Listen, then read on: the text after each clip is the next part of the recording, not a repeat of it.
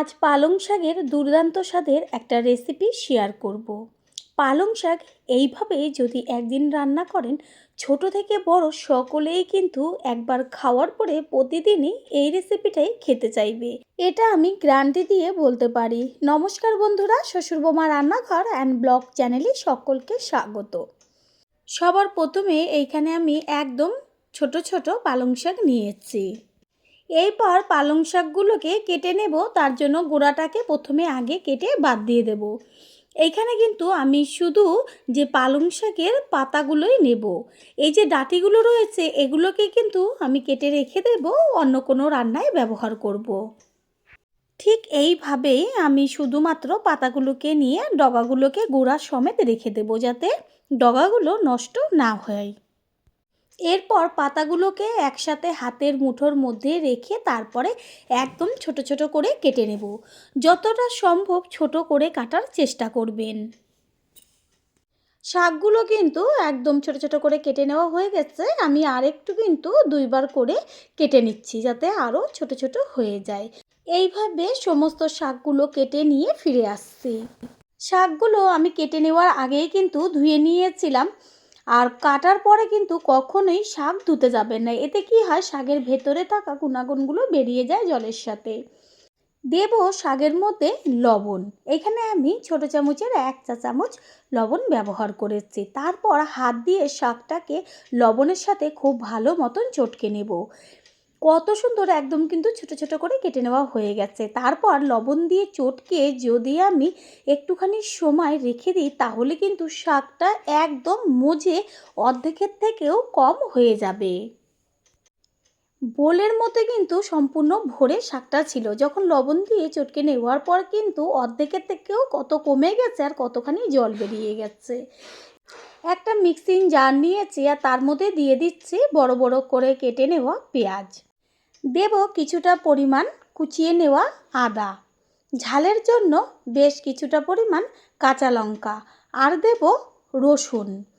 মশলার পরিমাণটা একটু বেশি ব্যবহার করব, কারণ দুইভাবে কিন্তু এই একই মশলা আমি ব্যবহার করব।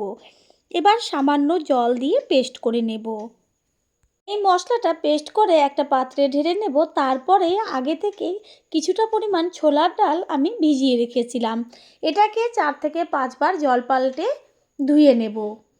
এইখানে এই যে ছোলার ডালটা জলে ভিজে গেছে, এবার জল ছেঁকে ওই যে মশলাটা করেছি ওই বাটিটার মধ্যেই আমি ছোলার ডালটাকে দিয়ে সামান্য জল দিয়ে পেস্ট করে নেব।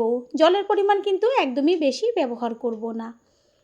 এইখানে এবার আমি শাকটা হাত দিয়ে চিপে চিপে সমস্ত জল কিন্তু বার করে শুধু শাকটা একটা অন্য পাত্রে তুলে নেব। এই যে জলটা রয়ে গেল, এই জলটা কিন্তু আমি রেখে দেব। এটা কিন্তু রান্নার কাজে ব্যবহার করব। ছোলার ডালটা যে বেটে রেখেছিলাম, সেই বেটে নেওয়ার ডালটা কিন্তু সম্পূর্ণটাই আমি শাকের মধ্যে ব্যবহার করব। এইখানে ডাল বাটার পরিবর্তে আপনারা বেসনও ব্যবহার করতে পারেন, সেটাও কিন্তু খেতে ভালো লাগবে। দেব কালারের জন্য হলুদ গুঁড়ো। আর যে এই যে মশলাটা বেটে রেখেছি, এই বেটে নেওয়া মশলার অর্ধেকটা আমি এর মধ্যে ব্যবহার করছি। আদা, রসুন, কাঁচা লঙ্কা আর হচ্ছে পেঁয়াজ। দেব একটা ডিম। লবণ কিন্তু আমি ব্যবহার করব না, কারণ শাকের মধ্যে অনেকটা পরিমাণ কিন্তু লবণ দেওয়াই ছিল। এবার সব কিছু একসাথে হাত দিয়ে ভালো করে মেখে নেব। ভালো করে মেখে নেওয়া হয়ে গেল। এবার গ্যাসের ওভেনে কড়াই বসিয়ে তাতে দিয়ে দেব সাদা তেল। গ্যাসের ফ্লেম হাই করে তেলটাকে প্রথমে ভালো করে গরম করে নেব। তারপর কিন্তু একদম লো ফ্লেম করে হাতের মধ্যে শাকের কিছুটা অংশ নিয়ে বেশ চ্যাপটা চ্যাপটা করে বড় বড় করে আস্তে করে তেলের উপরে দিয়ে দেব। এইভাবে একটা একটা করে আস্তে আস্তে গরম তেলের মধ্যে সুন্দরভাবে সাজিয়ে পাশাপাশি দিয়ে দেব। একসাথে কিন্তু অনেকগুলো করে বড়া ভেজে নেওয়া যাবে। এগুলো কিন্তু আপনারা গরম গরম ভাত ডালের সাথে বা সন্ধ্যাবেলা চা কফির সাথে খেলে পরে কিন্তু একদম জমে যাবে। এত টেস্টি লাগে খেতে, ভাজতে ভাজতেই কিন্তু সবগুলো শেষ হয়ে যাবে। সেই কারণে যখন তৈরি করবেন অনেকগুলো একসাথেই কিন্তু করবেন। গ্যাসের ফ্লেম লো টু মিডিয়ামে করে বড়াগুলোকে ভেজে নিতে হবে। নিচের পিঠটা সামান্য যখন একটু ভাজা হবে তখন কিন্তু উল্টে দিতে হবে উপরের পিঠটা হবার জন্য। ঠিক এইভাবে এপিট ওপিট করে সব বড়াগুলো বেশ লাল লাল করে ভেজে নেব। বড়াগুলোর কিন্তু দুই পিঠই খুব সুন্দরভাবে ভাজা হয়ে গেছে। এবার তেল ছেঁকে বড়াগুলোকে তুলে নেব। বড়া ভাজাগুলো তুলে নিয়ে ওই বেঁচে থাকা তেলের মধ্যে দিয়ে দিয়েছি আর সামান্য একটু সর্ষের তেল। তারপর এর মধ্যে ফোড়ন দিচ্ছি ছোটো চামচের 1 চা চামচ সাদা জিরে, তেজপাতা আর একটা শুকনো লঙ্কা। দিচ্ছি গোটা গরম মশলা। এগুলোকে এবার গ্যাসের ফ্লেম লোতে রেখে খুব সুন্দরভাবে ভেজে নেব। যখন ফোড়নের থেকে সুন্দর একটা মিষ্টি গন্ধ বেরোবে তখন এর মধ্যে দেব পেস্ট করে নেওয়া টমেটো। এইখানে আমি একটা বড় সাইজের টমেটো ব্যবহার করেছি সম্পূর্ণ বীজটা ফেলে দিয়ে। খুন্তি দিয়ে তেলের মধ্যে টমেটোর পেস্টটাকে নেড়ে চেড়ে একটু হালকা করে ভেজে নেব কাঁচা গন্ধটা যাওয়া পর্যন্ত। টমেটো দেওয়ার পরে কিন্তু হলুদ গুঁড়োটা ব্যবহার করতে হবে। এতে কি হবে, কালারটা কিন্তু দারুণ আসবে। টমেটোর থেকে কাঁচা গন্ধটা যে ছিল সেটা চলে গেছে। এই সময় এর মধ্যে দেব যে পেঁয়াজ, আদা, রসুন, কাঁচা লঙ্কা একসাথে পেস্ট করে রেখেছিলাম সেই পেস্ট। স্বাদের জন্য দেব লবণ আর কালারের জন্য ছোটো চামচের 1/2 চা চামচ কাশ্মীরি লঙ্কার গুঁড়ো। ঝালের জন্য তো কাঁচা লঙ্কাই ব্যবহার করেছি। তারপর সমস্ত কিছু তেলের সাথে ভালো করে মিশিয়ে নিয়ে এবার গ্যাসের ফ্লেম লোতে রেখে খুব ভালো করে কষিয়ে নেব। যেহেতু পেঁয়াজের পেস্ট দেওয়া রয়েছে সেই কারণে কিন্তু একটু সময় নিয়ে কষিয়ে নিতে হবে। মশলার থেকে কিন্তু খুব সুন্দরভাবে হালকা একটা তেল ছাড়তে শুরু করেছে। এই পর্যায়ে এর মধ্যে দিয়ে দেব ছোটো চামচের 1 চা চামচ জিরের গুঁড়ো আর 1 চা চামচ ধনের গুঁড়ো। মশলাটা অর্ধেক কষাবার পর কিন্তু জিরের গুঁড়ো আর ধনের গুঁড়োটা ব্যবহার করেছি। এতে কি হবে, কালারটা কিন্তু দারুণ আসবে। আর আগের থেকে যদি ধনের গুঁড়ো আর জিরের গুঁড়োটা ব্যবহার করা হতো তাহলে কিন্তু কালারটা এত দারুণ আসতো না। এই সামান্য কারণের জন্য কিন্তু রেস্টুরেন্টের রান্না আর আমাদের ঘরের রান্নাগুলো একরকম করা সত্ত্বেও কিন্তু স্বাদ হয় ভিন্ন, কালারও হয় ভিন্ন।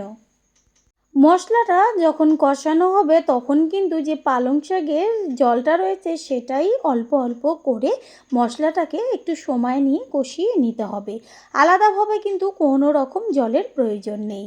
মশলা সম্পূর্ণ কিন্তু কষানো হয়ে গেছে। এবার যে পালং শাকের জলটা রয়েছে সেটা কিন্তু সম্পূর্ণটাই ঢেলে দেব।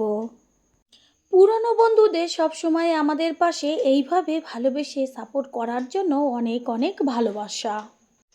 পালং শাকের বেঁচে থাকা জলটা তো ব্যবহার করেছি, আর দিয়ে দিচ্ছি সামান্য একটু উষ্ণ গরম জল।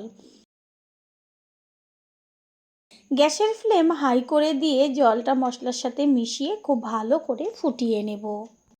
যারা প্রথমবার আমাদের চ্যানেল ভিজিট করছেন তাদের আন্তরিক শুভেচ্ছা ও ভালোবাসা। আমাদের রেসিপিগুলো যদি ভালো লেগে থাকে সাবস্ক্রাইব করে দেওয়ার অনুরোধ রইল ও পাশে থাকা বেল আইকনে ক্লিক করলে পরবর্তী ভিডিওগুলো সবার আগে আপনাদের কাছে পৌঁছে যাবে। 4 থেকে 5 মিনিট মতন ঝোলটা খুব ভালো করে ফুটিয়ে নিয়েছি। এরপর দিয়ে দিয়েছি যে ভেজে রেখেছিলাম বড়াগুলো, সেগুলো। বড়াটা দেওয়ার পর কিন্তু গ্যাসের ফ্লেম হাই করে যখন আবারও একটু ফুটবে তখন কিন্তু গ্যাসের ফ্লেম লোতে রেখে ভালো করে বড়াটার মধ্যে যেন রসটা যায় সেই কারণে ফুটিয়ে নেব। দিয়ে দিচ্ছি ছোটো চামচের 1/2 চা চামচ পরিমাণ গরম মশলার গুঁড়ো। তারপর গরম মশলার গুঁড়োটাও মিশিয়ে নেব। সব কিছুর ব্যালেন্সটা ঠিক রাখার জন্য দিয়ে দিচ্ছি ছোটো চামচের 1/2 চা চামচ পরিমাণ চিনি। একটু ঝোল থাকা অবস্থাতেই কিন্তু নামিয়ে ফেলতে হবে, কারণ বড়াতে কিন্তু সমস্ত ঝোল টেনে যাবে। সেই কারণে জলের পরিমাণটা কিন্তু বড়াটা পরিমাণ বুঝেই ব্যবহার করবেন। টেস্টটা আরও বাড়াবার জন্য দিয়ে দিচ্ছি 1 চা চামচ গাওয়া ঘি। আর দেব গ্যাস অফ করে নিয়ে কুচিয়ে নেওয়া বেশ কিছুটা পরিমাণ ধনেপাতা। এরপর এগুলো মিশিয়ে নিয়ে তারপর কিন্তু গ্যাসটা তো অফ করেই দিয়েছি, একটা ঢাকনা চাপা দিয়ে রেখে দেব। কিছুক্ষণ বাদে ফিরে এসে তারপর একটা পাত্রে তুলে নেব। কতখানি ঝোল ছিল আর বড়াটা দিয়ে রাখার পর কিন্তু অনেকটাই টেনে গেছে, সেই কারণেই একটু জলের পরিমাণটা বেশি ব্যবহার করবেন। এটা খেতে যে এত টেস্টি লাগে খেতে, যেটা নাকি খাওয়ার পরই বুঝতে পারবেন। তৈরি হয়ে গেল আজকে পালং শাকের রেসিপি। আশা করি রেসিপিটি ভালো লাগলো। আর যদি ভালো লেগে থাকে একটা লাইক, কমেন্ট, পারলে একটা শেয়ার করে অবশ্যই জানাবেন। আপনাদের দেওয়া একটা লাইক ও একটা শেয়ার কিন্তু আমাদের কাছে অনেক অনেক গুরুত্বপূর্ণ। All friend, thanks for watching my video. আপনারা সকলে ভালো থাকবেন, সুস্থ থাকবেন। আবারও দেখা হবে অন্য কোনো রেসিপির এপিসোডে।